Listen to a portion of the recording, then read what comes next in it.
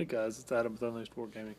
I'm going to do a tutorial on how to paint a autumn themed wood elves. First time I've ever done it, so I thought of the scheme, thought of what I imagined would look good, and tried it out. And I was very pleased with the results. So gonna put it on here, see if anybody else has any comments or suggestions, or maybe it'll help somebody who's been wanting to do this and just didn't know for sure how to do it. And we'll Alright see. guys, step one is to pretty much base coat it brown. I prime all of my models black. It makes things much easier, especially on metal figures. And if you're using plastic, it's a little more forgiving to do other things. But I use black on all of mine. Uh, it helps down in the recesses, especially on silver. It's really going to show through. But then I took my airbrush. You don't have to. You could take just a brush and thin down your paints and go over the model really well using a very dark brown. Um, I'm not going to tell every paint color I use. Some of them I will, but just any dark brown will do. Alright, for this next step, we're going to go with red. Now before this, so far, we have taken a model that was primed black and then base coated it brown, a dark brown. Doesn't matter which brown, just so long as it's dark. You don't want one that looks reddish or is very light or anything. You want a dark brown, sort of like it looked in the picture here. But then you just want to take a red. I'm using an Army Builder. I think it's made by Vallejo, but it's a bright red, and yeah, it's going to kind of cover about 90% of the brown, leaving the edges and the tips of the cloak brown. So your overspray will hit it a little bit, but you don't even try. Just try and hit around the center with it and kind of feather it out. This is going to give an effect of the red getting deeper rather than fading to brown. So your brown won't show up very much, but it'll make a good effect. And that's about it. You're just going to keep going with this until you've covered every bit of the cloak and material that you want to look autumn themed.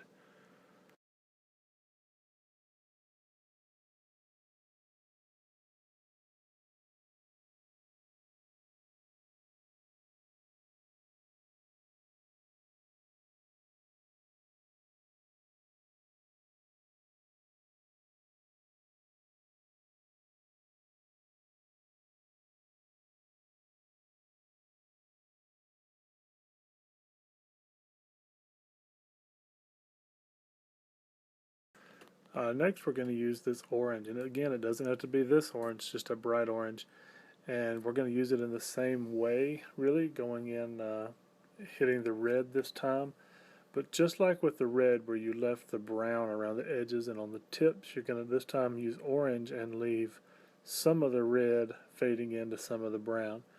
So if you'll watch, I'm going to leave it going slow for just a little bit, and then we're going to speed it up so you don't have to sit and watch the entire process. But just go for the middle areas and let it fade to red, then brown.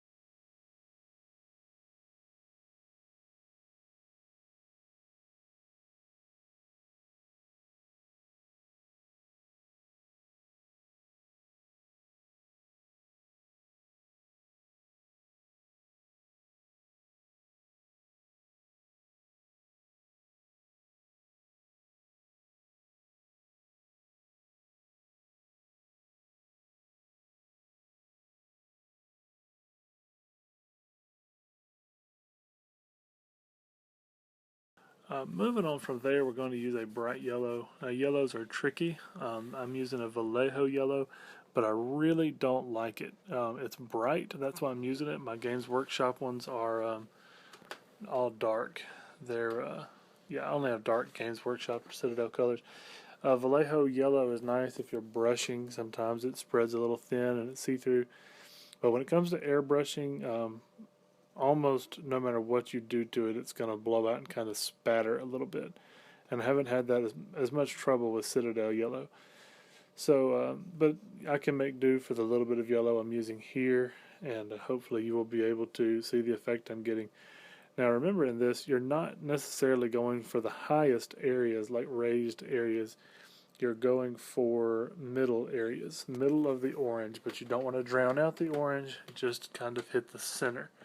So you should be able to see, I'm leaving it on 2 times instead of 4 times, so you'll be able to see it a little better.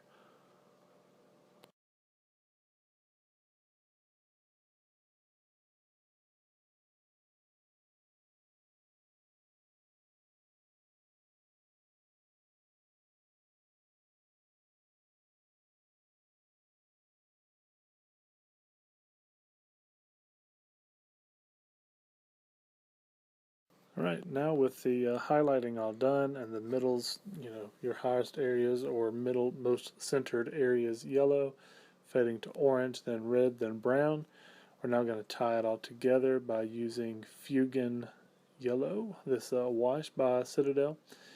It works really well for blending these together. Something I usually do if I'm going for a flaming effect, and I also would do it for this myself, but for a tutorial this is a little easier to do. I usually take 2 parts Cassandora Yellow and 1 part Carabird Crimson, and I put them together. Then I put some airbrush thinner in and mix them really well, and it gives a similar, but in my opinion, a little better effect. It's more blazed, more just a brighter yellow or an orange than this is. But this looks really good too, so we'll stick with that. But just put it on everywhere that you just worked on, everywhere that is supposed to be cloth, or that you're blending the yellows and oranges and browns and all. Just put a nice, not real thick, a thin layer on every bit of it.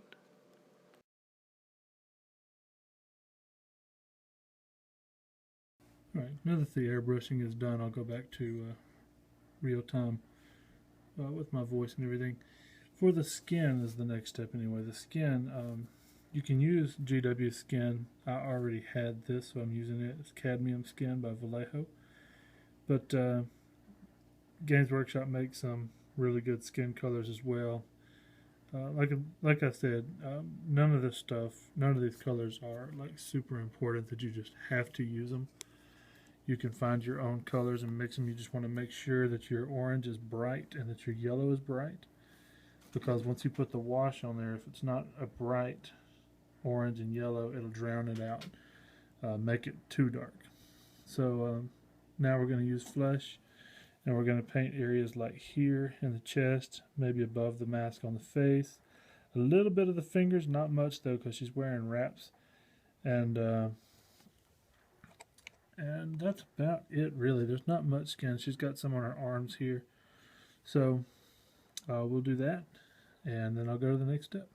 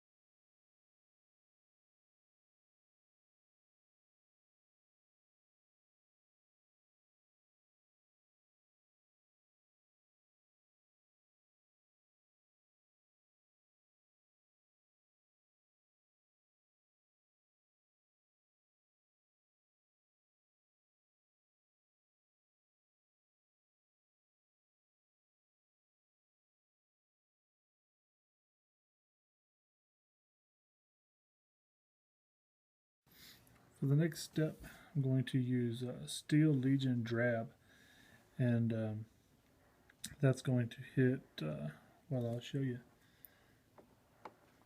that is going to hit all of the areas like the wraps on her boots, actually from her knees down just about. Um, Not so much in here. I want to leave that dark. I'm leaving that like maybe leather, like she's wearing furs or something. I'm going to hit her bag here. Um, things of that nature. Really, you can pick and choose. I will come back to the quiver of arrows on her back because I do that dark underneath, lighter on top. So I'll come back and touch that up. Actually, this one's actually still dark enough. I didn't hit it with the overspray very much that I could touch it up already. And that's what we're going to work for now is these lighter browns. Also, I'm going to catch a few of the leaves. Not very many, but just, maybe two in here, maybe one or two in here, maybe one on her head, and then a couple on the shoulders. So all these wraps on her arms will also be Steel Legion Drab. Everything like that, all the straps and little wraps and all that stuff. Face mask a little bit, and we'll be the next step.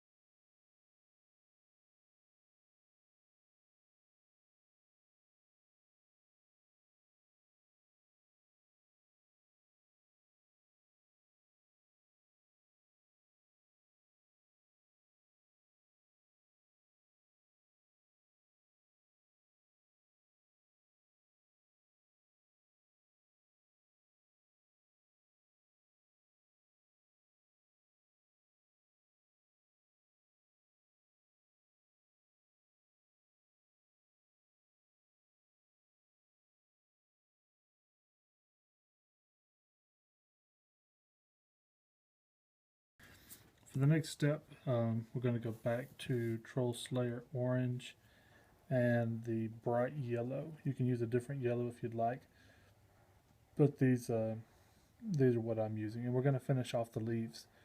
So yeah.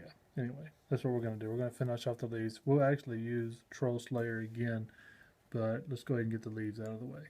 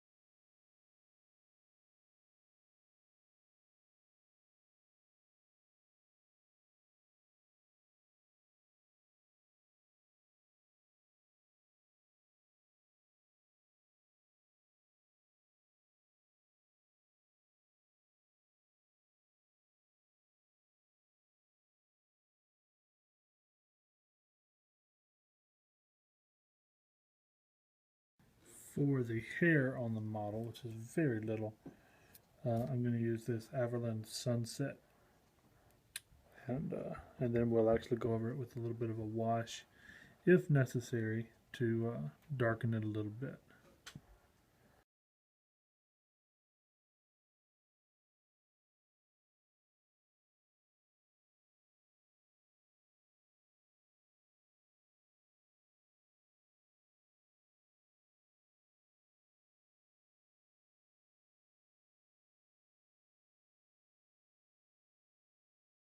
In a couple of spots that I want to darken back up, because we're coming to a close here, I'm going to use the same dark brown that I started with, the base coat.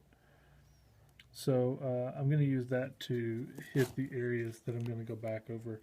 I am going to touch up, let me focus here, there we go. I am going to touch up places like here down the scabbard, the quiver. I'm going to go over the sheath for the dagger here on the side here, and then I'm going to go ahead and paint the bow. The reason I leave the bow till last is because that's where I hold it, and this is a metal figure, and the paint will rub off, especially airbrush paint will rub off if you hold it like that. So this dark brown, I'm going to paint the bow, the sheath, and the parts of the quiver on the back to make it match the rest of the dark brown areas.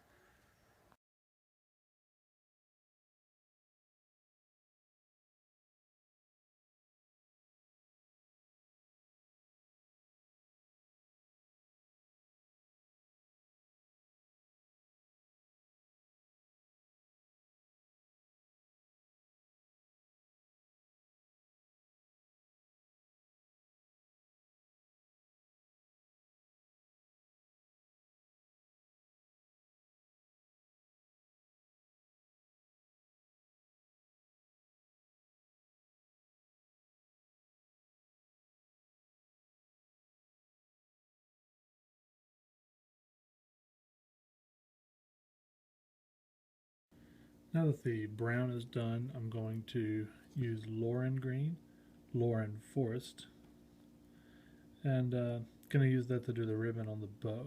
That's about the only thing that's green on the model.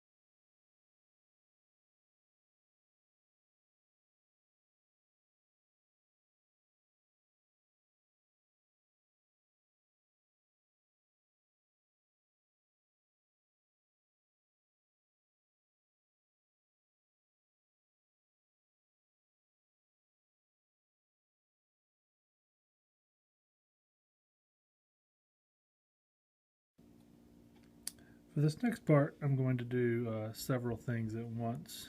Um, there's a little design going down the sheath for the dagger. I'm going to use the same orange again to go through that. I think Troll Slayer, Dragon Slayer orange, whatever it is. I'm going to use Abaddon Black and do the handle of the dagger and the pommel. On the back, I'm going to use red, the same red that I used on the cape, dragon red, and I'm going to do the feathers on the arrows. On the top of the quiver here, I'm going to use the Karak stone and make that lighter, and then for the blade, I'm going to use Rune Fang silver. So that'll basically wrap up the painting part, and then I'll show you how to finalize it, how to really blend it and make everything look good.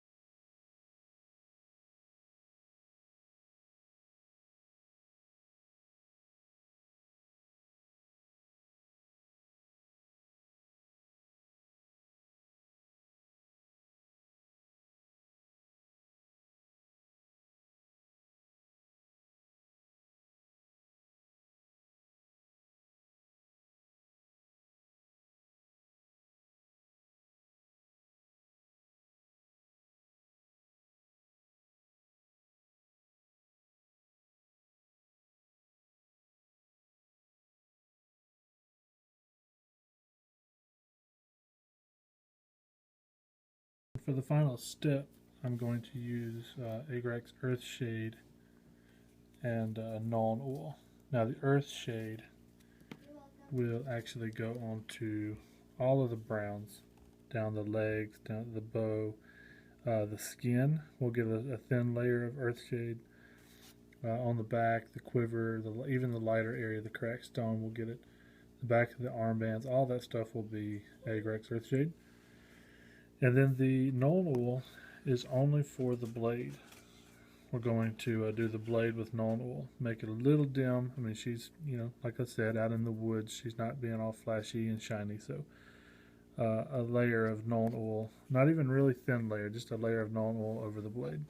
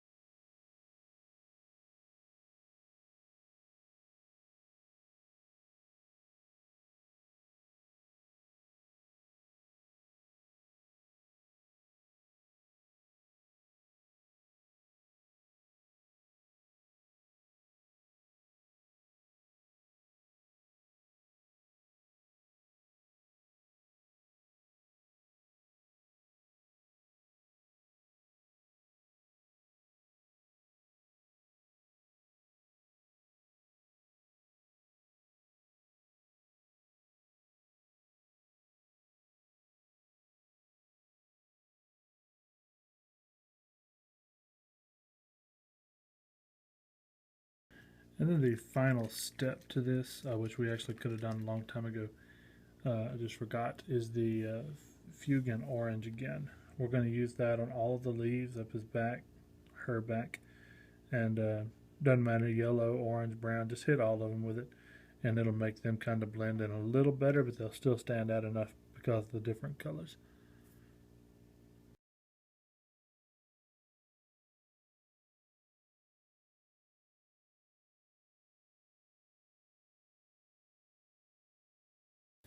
And there is your finished product. I love it. I haven't painted very much autumn theme before, but I love the way she turned out. This is not the same model I showed you the first time. I have two of them done this way, and I actually have a commission to do 12 of them, so that's cool. Yeah, the airbrushing really in this particular case just hits all the bigger areas, like all the cloth and material. Some of my models, like my Dark Elves that I'm working on, I use it for the armor, the weapons, the capes. I mean, just most of the work is airbrush, but in this case it's usually just the bigger areas. Keep in mind, if I didn't mention it before, your yellow and your oranges, the cloak is 4 colors. It's prime black, but then it's painted dark brown, then red, then orange, then yellow. Each color covers a little bit less. The brown will cover all the black, then the red will cover about 90% of the brown. The brown will just be out here on these edges, like here. Maybe you'll have some brown. You don't want black showing, just this dark brown. Then your red will come down. I think I just said red. The orange will come down and get most of the red. So you can see how it's still a little darker through here. You can still see some red. So it's probably covering 80% of the red. Then your orange will come in. Your yellow will come in, and just choose some spots. I chose the largest areas to hit with the yellow. So a little bit in here, just some warm places. It does not, there's no need to try and make it just the highest areas, the most raised areas. No need for that. Just choose some spots, put your little spots of yellow in, and then use that Fugan orange, and it'll tie it all together really well. I usually mix a wash of my own. I take the Carroburg Crimson and Casandora Yellow, and use maybe 4 drops of the yellow, 2 of the crimson, and kind of make it, it's a deeper orange. But for simplicity, I just used the pre-made orange, the Fugan orange. But I hope you enjoyed it. I did. It's a little difficult working around a camera. I've heard other people say that before too.